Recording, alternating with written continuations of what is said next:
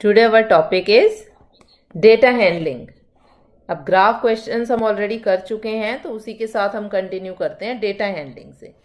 Data handling जैसा कि आपको नाम दिख रहा है यहाँ पे हमारे पास क्या है, डेटा हैंडलिंग। मतलब हमें क्या करना है, डेटा को हैंडल करना है। कौन सा ऐसा डेटा है जिसको हमें हैंडल करना है, हैंडल किस हिसाब से करना है। हैंडलिंग के लिए हमारे पास कुछ पर्टिकुलर टूल्स हैं। यहाँ पे हम सिर्फ वही टूल डिस्कस करेंगे। सबसे पहले तो हमारे पास आएगा ग्रुपिंग ऑफ डेटा, कि डेटा को कैसे ग्रुप करना है, कैसे अरेंज करना है। ये हो गया अरेंजमेंट। सबसे पहले हम यहाँ से स्टार्ट करेंगे। उसके बाद हमारे पास आ जाता है हैंडल करने के लिए कौन से टूल हैं। तो सबसे पहले हमारा टूल आता है बार ग्राफ। तो बार ग्राफ में हम उसकी कंस्ट्रक्शन भी पढ़ेंगे, कैसे कंस्ट्रक्ट करना है बार ग्राफ, इंटरप्रेट कैसे करना है, कि हमारे पास कोई भी बार ग्राफ है तो हम उसको कैसे रीड करेंगे, वो इंटरप्रिटेशन में आ जाएगा। उसके बाद हमारे पास है पाई चार्ट। पाई चार्ट में भी वही है, कंस्ट्रक्शन इंटरप्रिटेशन दोनों हमें करना है। लास्ट हमारा टॉपिक आता है that is repeated events. Repeated events का मतलब हमें यहाँ पे क्या बताना है कि कोई भी इवेंट अगर रिपीट हो रहा है नहीं हो रहा तो उसकी प्रोबेबिलिटी क्या होगी हमारे पास। तो डेटा हैंडलिंग में बेसिकली ये हमारे पास मेन जो है वो 4 टॉपिक्स बनते हैं।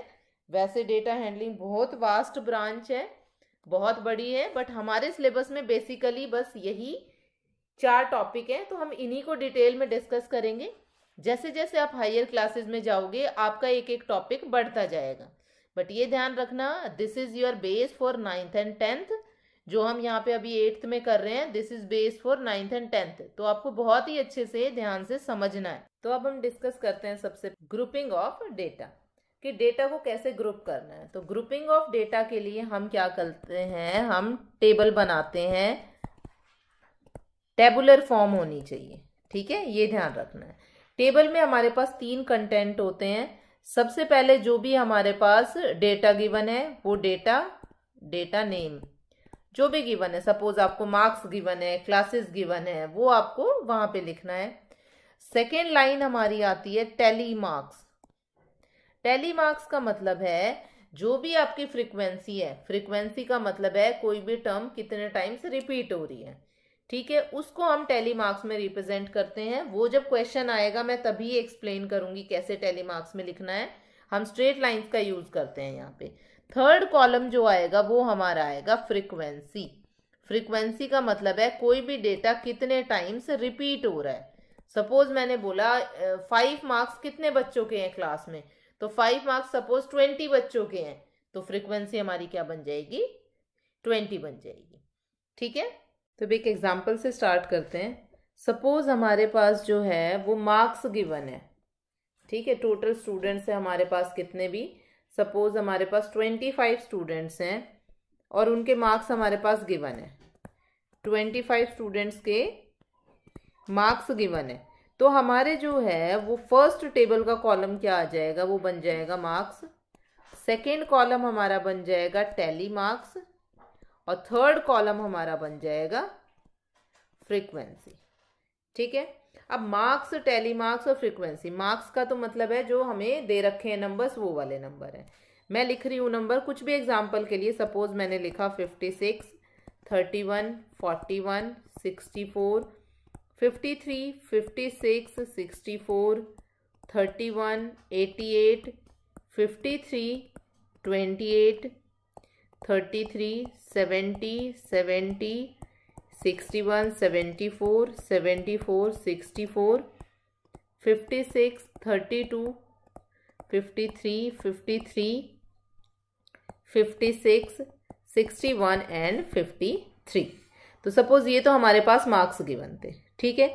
तो टेबल में हमारे पास क्या होता है, टेबल में हमारे पास जनरली 2 टाइप से टेबल बनती है। एक तो हम सिंपल लिख दें कि 56 हमारा कितने मार्क्स में है, कितने बच्चों के 56 मार्क्स हैं। 31 हमारे कितने बच्चों के मार्क्स है, वो हमने सिंपल लिख दिया। बट यहाँ पे हमें क्या करना है, हमें एक लिमिट बना लेनी है। क्वेश्चन में जनरली आपको गिवन होगा, नहीं भी गिवन है आपको ऐसे गिवन होगा कि प्रिपेयर है distribution table, frequency distribution table. आपको उसी के अकॉर्डिंगली टेबल में वो करना है, क्लासिफाई करना है। जैसे सपोज बोल दिया है इस क्वेश्चन में कि आपको क्या करना है, prepare a frequency distribution table with classes as 65 to 75। ये जस्ट एग्जाम्पल के लिए बता दिया आपको। तो आपको दिख रहा है 65 to 75 का मतलब क्या है कि 5 का गैप होना चाहिए।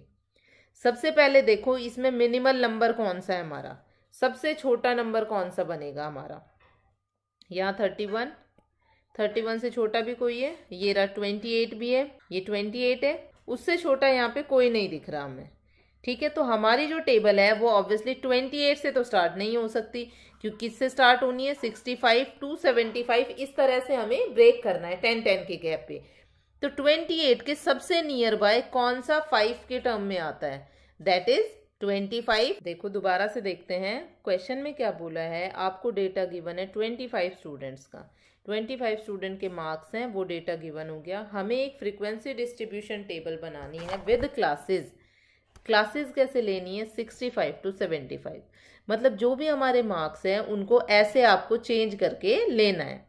अब हमने देखा मिनिमम हमारा 28 है, यहाँ पे 28 जो है वो 5 की लाइन में तो है नहीं, तो 28 के सबसे नियर बाय कौन सा 5 होगा, 25। तो हमारा जो सबसे पहला नंबर बनेगा, सबसे पहली क्लास बनेगी, वो क्या बनी, 25 to 35। ठीक है, अब 25 to 35 में आपको चेक करना है कौन से नंबर आ रहे हैं। ठीक है, अब देखें 25 to 35 में कौन कौन से आए, सर्कल करते जाना या कट करते जाना। 1, ये 2, 3, 4, 5 कट हो गए हमारे। तो यहाँ पे हमारे पास कितने आए, 5। ठीक है, टैली मार्क्स कैसे लिखते हैं, 1 2 3 4। 4 के लिए स्ट्रेट लाइन, 5 के लिए क्रॉस लाइन। क्रॉस इसी तरह लगाना है जैसे मैंने लगाया है, लेफ्ट से जाएंगे राइट की तरफ। ठीक है, उसके बाद आ जाता है हमारा नेक्स्ट क्या बनेगा, 35 to 45। ऑब्वियसली वो तो दिख ही रहा है। अब एक कंफ्यूजन, अब 35 से 45 के बीच में देखो कौन कौन से नंबर है, कट करना शुरू करते हैं। ये भी आएगा 1 1, बस हमारे पास यही नंबर है, तो यहाँ पे आ गया 1, तो फ्रीक्वेंसी भी क्या बनी, 1। नेक्स्ट आया हमारे पास 45 से 55। अब चेक करते हैं 45 से 55 में ये आया 2 3 4 5। तो हमारे पास कितने आए, 5 आ गए। सॉरी यहाँ नहीं लिखना था, 5 इधर लिखना है। फ्रीक्वेंसी में टैली मार्क्स क्या आया, 1 2 3 4। तो ये लेफ्ट टू राइट हमने लाइन लगा दी। नेक्स्ट आया 55 to 65। अब 55 to 65 में देखो 1 2 3 4 5 6 7 8 9। तो हमारे पास कितने आए टोटल, 9। तो यहाँ पे लिखा 9, 1 2 3 4 5 6 7 8 9। नेक्स्ट आया 65 to 75। अब 65 to 75 में देखें 88 है ये, तो ये आया 70 वाला। ठीक है, 1 2 3 4 आ गए। तो यहाँ पे लिखा 4 1 2 3 4। फिर आ जाता है 75। तो नेक्स्ट आता है 75 to 85। आप ऑब्जर्व करो तो हमारे पास सिर्फ 88, तो जो हमारा 88 है वो 75 और 85 के बीच में लाई नहीं कर रहा, तो हमने यहाँ पे लिखा 0।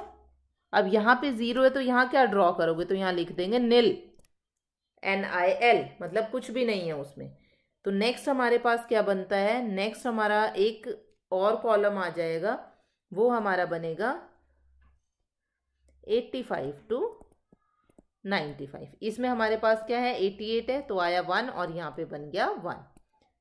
तो ये हमारी एक टेबल बन गई, फ्रीक्वेंसी डिस्ट्रीब्यूशन टेबल इस क्वेश्चन के लिए, जो क्वेश्चन हमने किया उसका भी। इसमें सर्टेन टर्म्स है, अब वो टर्म्स देखते हैं। अब सबसे पहले आप देखो, जो ये मार्क्स में हमने लिखा है, ये 25 to 35, 35 to 45, इनको क्या बोलते हैं? क्लास इंटरवल और अ क्लास। मैं यहाँ पे लिख रही हूँ इसके टर्म्स। ये है सबसे पहले इधर क्लास इंटरवल्स या फिर क्लास।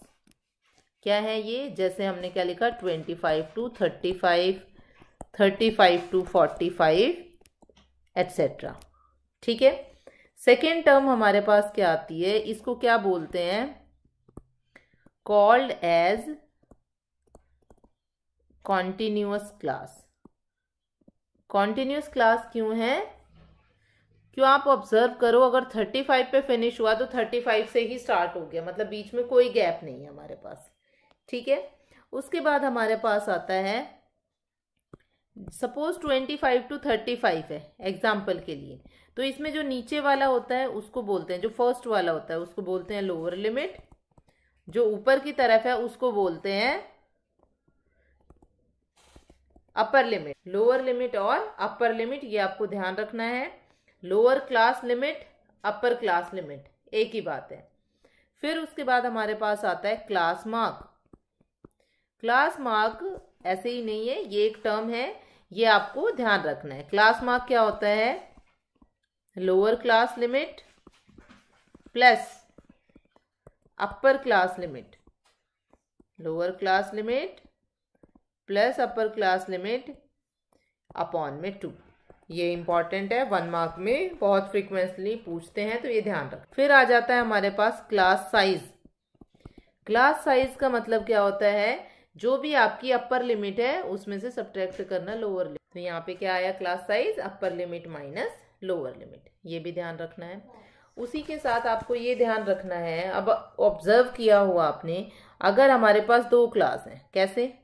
एग्जाम्पल मैंने लिया, मेरे पास 25 to 35 है और 35 to 45 है, तो 35 किस में इंक्लूड होगा? इसमें लेंगे कि इसमें लेंगे? तो ये आपको ध्यान रखना है, upper limit is not included, is not included in such cases.